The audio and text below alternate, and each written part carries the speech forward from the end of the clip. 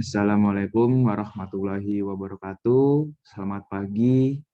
Pada kesempatan kali ini saya akan membawakan materi tentang sulfur recovery dari mata kuliah proses pengolahan migas yang diampu oleh Ibu Woro Rukmi sebagai dosen pengampu sendiri. Dan sebelum itu, perkenalkan nama saya Muhammad Iqbal Al-Haritsa dengan nomor induk mahasiswa 2114200009 dari Ref 1A. Nah, untuk materi yang akan saya bawakan yaitu ada pendahuluan, kemudian proses, kemudian kandungan, dan yang terakhir yaitu pencegahan. Yang pertama kita akan masuk materi pendahuluan. Nah, yang seperti materi yang saya bawakan, apa sih itu sulfur recovery? Jadi sulfur recovery sendiri merupakan sebuah proses gas treating yang bertujuan untuk mengurangi kandungan sulfur dalam natural gas. Sulfur yang terkandung dalam natural gas ini berbentuk hidrogen sulfida atau H2S. Sulfur dalam gas dikeluarkan secara bersamaan dengan karbon dioksida atau CO2. Proses pengeluarannya menghasilkan asid gas, di mana asid gas sendiri merupakan natural gas atau campuran gas yang mengandung secara signifikan itu gas H2S dan CO2 atau kontaminan serupa.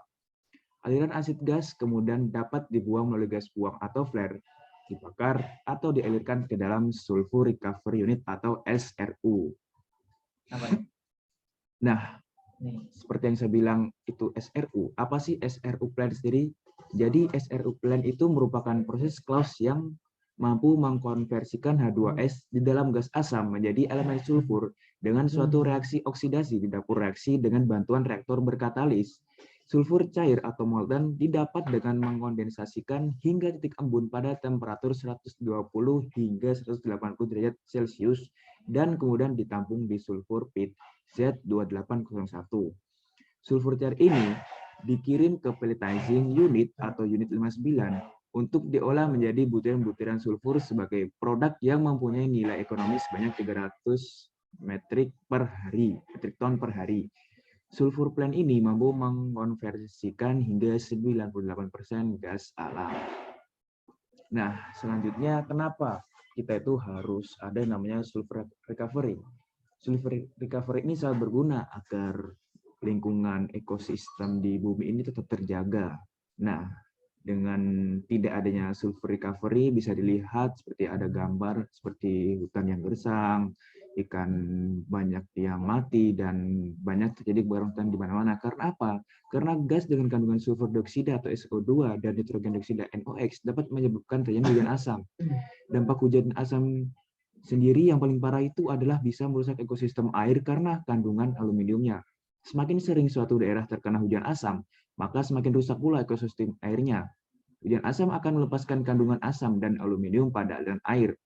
Dan selain itu juga, H2S merupakan gas beracun, di mana korosif terhadap besi, dan apabila dalam natural gas, dapat mengurangi nilai dari bahan bakar gas sendiri. Lanjut ke proses. Nah, di proses ini ada dua, yaitu ada sulfur recovery unit berdasarkan Claus proses dan cell Paquest. Kita akan masuk ke yang pertama, yaitu Claus proses, di mana proses Claus merupakan proses katalik yang dimanfaatkan untuk mengkonversi gas hidrogen sulfida menjadi elemen sulfur. Proses ini sering disebut sebagai sulfur recovery unit atau SRU dan sangat sering digunakan untuk menghasilkan sulfur dari hidrogen sulfida yang terdapat pada gas alam mentah dan sour gas yang mengandung hidrogen sulfida yang berasal dari penggelangan minyak bumi, minyak mentah, dan fasilitas industri lainnya. Dan reaksi kimia yang terjadi di close proses yaitu ada H2S plus O2 menjadi SO2 plus H2O. Yang kedua H2S plus SO2 menjadi S plus H2O. Dan selanjutnya yaitu ada kondisi operasi saat close proses, di mana temperatur operasi itu 850 derajat Celcius. Kemudian yang kedua udara cukup untuk membakar sepertiga H2S. Yang ketiga udara ekses akibat buruk untuk tel gas proses, maka reaksi Claus akan turun. Kemudian udara kurang baik untuk tel gas proses, tapi efisiensi Claus turun. Dan yang terakhir, yang kelima, panas yang timbul dari pembakaran untuk memiliki sistem tekan sedang atau middle pressure. Nah, selanjutnya kita akan masuk ke sulfur recovery unit berdasarkan proses cell Paquest. Nah, Proses Self-Aqueous ini sendiri dapat menghilangkan H2S pada aliran gas alam tekanan rendah, sedang, ataupun tinggi. Pada proses ini, aliran gas yang mengandung H2S dikontakkan dengan larutan air soda yang mengandung bakteri Theobacillus pada absorber. Sudah mengabsorb H2S dan dialirkan ke aerated atmospheric tank, di mana secara biologi bakteri itu dapat mengubah H2S menjadi sulfur. Proses Self-Aqueous digunakan ketika kandungan sulfur dalam gas alam di bawah 5.000 ppm. Nah, selanjutnya kita akan masuk ke materi ketiga, yaitu kandungan. Nah, di kandungan sendiri kita akan membahas tentang batas paparan dan sifat fisik dari sulfur sendiri. Nah, untuk pertama itu batas paparan dalam satuan ppm. Nah, yang pertama itu ada 0,01 ppm sampai 0,2 ppm, di mana itu kita akan mencium bau yang busuk. Yang kedua, batas 10 ppm, yaitu merupakan batasan limit, yaitu konsentrasi maksimum kerja dapat terpapar selama 8 jam per hari, 5 hari dalam 1 minggu, 50 minggu dalam 1 tahun selama 40 tahun bekerja. Dan yang ketiga itu ada 20 sampai 50 ppm, di mana itu dapat menyebabkan iritasi mata. Kemudian 50 ppm itu dapat terpapar faringitis dan bronkitis. 50 sampai 500 ppm dapat menyebabkan iritasi pernapasan. 100 sampai 150 ppm dapat menyebabkan paralysis of sense of smell atau kelumpuhan indera penciuman. Yang kemudian 250 sampai 600 ppm dapat menyebabkan komplikasi paru-paru, dan yang terakhir lebih dari 1000 ppm ini fatal atau bisa dikatakan kematian.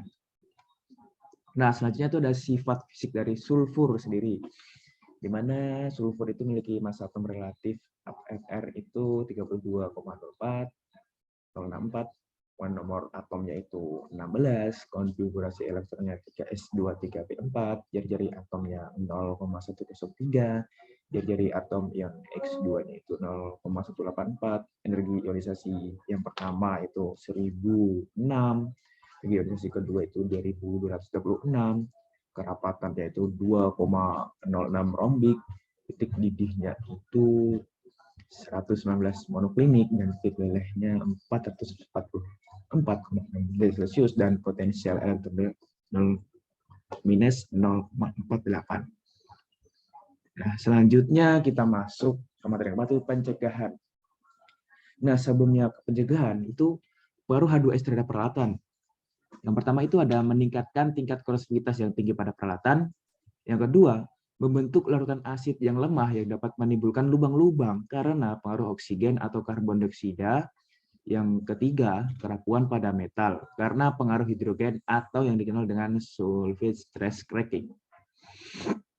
Selanjutnya, alat pendeteksi H2S. Nah, ada beberapa alat deteksi dan cara yang digunakan untuk mengetahui adanya gas H2S. Nah, sebelum itu, dalam pemilihan pemakaian alat deteksi perlu diperhatikan. Yang pertama itu ada karakteristik produk, yang kedua ada sejarah pemakaian, ketiga perawatan jangka panjang, keempat biaya pengadaan dan perawatan yang murah, yang kelima itu spare part yang mudah diperoleh, yang keenam kalibrasi yang mudah, dan yang ketujuh itu dugaan servis manufaktur. Dan yang pertama alat pendeteksi H2S itu ada sistem pemantauan tetap atau fixed monitoring system, di mana alat ini merupakan alat keselamatan terhadap pengaruh H2S yang canggih pada saat ini, di mana alat ini dapat memberikan peringatan baik dengan suara maupun cahaya. Beberapa sensor atau monitor dapat ditempatkan di beberapa lokasi yang potensial mengandung gas H2S.